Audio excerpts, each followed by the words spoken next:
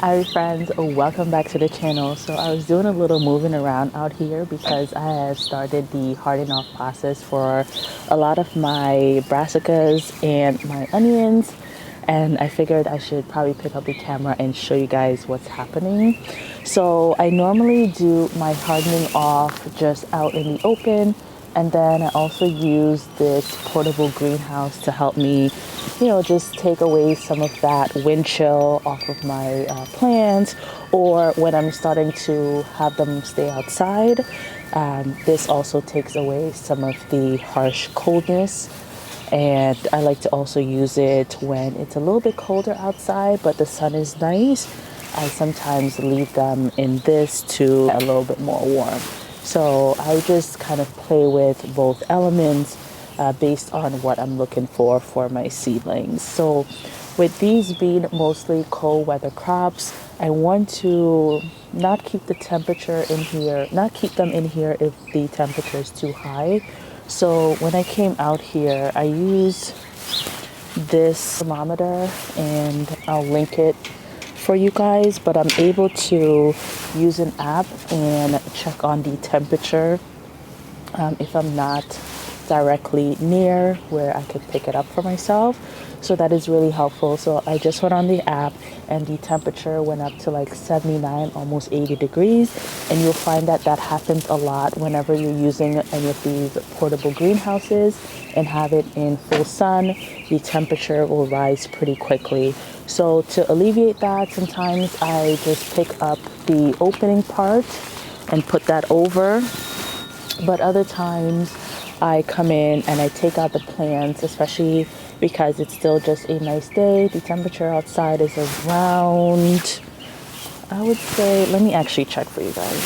So the temperature right now is 51. So that is still a good temperature for all of these cool weather crops. And I started the hardening off process for most of my brassicas yesterday, and the onions have been hardening off for a few days now. But seeing that the temperature is getting really high, I want to make sure that I come out here and I either take this entire greenhouse out of the sun, or I go ahead and take the containers out of the greenhouse and just let them have the outside temperature, which I think will be better for them because it's getting a little windy, and this will allow the plants to just strengthen up their stems a little bit more.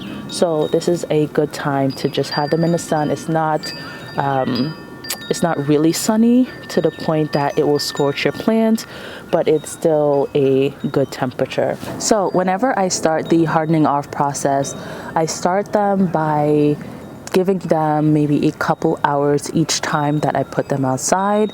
And I normally want to start them out on a nice cloudy day. If the day is not cloudy, then I just put it in a shadier section of my deck. Usually, like I say, this back part of my deck is pretty shady, whereas this front part will get full sun. So I would normally start them on this table here in the shade for a couple hours for about 2 to 3 days. Once they are good with that, and for a couple hours, I mean, you bring them out for a couple hours, and then the remainder of the time they are back in their environment that they are used to. And then after I bring them in that shady area and I've done it for approximately 3 days, then I would start bringing them out in the sunnier parts of the deck, like the ledge that I'll show you in front of me in a minute, and they'll stay out in that sunny part for same like 2 to 3 hours. And you don't want it to be like intense sun. You still want there to be a little bit of shade with that. And after those 2 or 3 days, then I will start leaving them overnight outside. And this is when I like to leave them in the greenhouse most of the time, because then because the nights are still a bit chilly, it helps with that wind chill. Majority of the time that I am hardening off the seedlings, I am keeping them in the greenhouse, mostly because I am still able to control the temperature in there a little bit, based on the location that I place the greenhouse. And then another thing that I'm usually worried about, especially with my brassicas, is sometimes I'll have like squirrels or birds come on the deck to eat the seedlings. Whenever I have it in the greenhouse, if I just have that opening part down just a bit, that usually deters them from trying to get in and eat the seedlings. So I find that doing the hardening off process while having somewhere that you could kind of protect your seedlings is a great addition. So that's what I use. The time that you keep your seedlings can vary, I guess, but you just don't want to rush the process. You want to start slow. The entire thing will probably take like 7 to 12 days. You don't want to rush it, because if you rush it, you may end up just damaging your seedlings. If you put them out in sun too quickly, they could scorch. Make sure once you are putting them out in the sun that you are checking your trays regularly for to check the moisture level, because the intensity of the sun is definitely more intense than our lighting system, and you guys know how quickly the lighting system dries out our soil, so the sun will essentially do that as well. So you want to make sure that you're checking that so that your plants isn't, getting that intense sun and then having no moisture in the soil. This year I did something a little bit different with my brassicas, where I kept them in the back room where the temperature difference from outside is just 2 degrees or so. So I'm able to, instead of keeping them in the shade and getting them adjusted to the temperature, I just had them in the shady area for 1 day, and now they really just have to get adjusted to the intensity of the light and the wind and elements of outside. So that kind of took maybe 4 days off of my hardening off process. So that's why I chose to grow them in the sunroom. The downside of that, because the environment that they're growing in is colder, my brassica seedlings are not as robust and big as they normally would be if they're getting some heat and warmth from growing in the basement. So they are a bit smaller, but I think that may be an advantage in the long run. I think that they'll have a easier time adjusting to outside because they're still pretty young, versus if they were like bigger plants, that may be an issue. And then also, I think I may enjoy just having them get up to size in the in-ground bed versus getting up to size in the seed tray where I have to fertilize and all of that and up pot. So it's just different, and I'm going to be taking notes of how they performed versus my fall brassicas and my last year spring brassicas that I grew inside. But I'm going to show you guys what's happening with the seedling. It is so bright out, so you're going to see my shadow. Please don't mind that. But these are a lot of my lettuce and my spinach.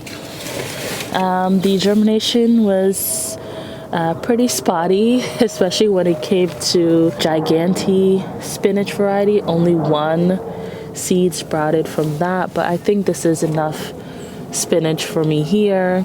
And then we have some lettuce here that are still pretty short, and you guys saw that I just potted some lettuce from the basement, and you could see the size comparison to these.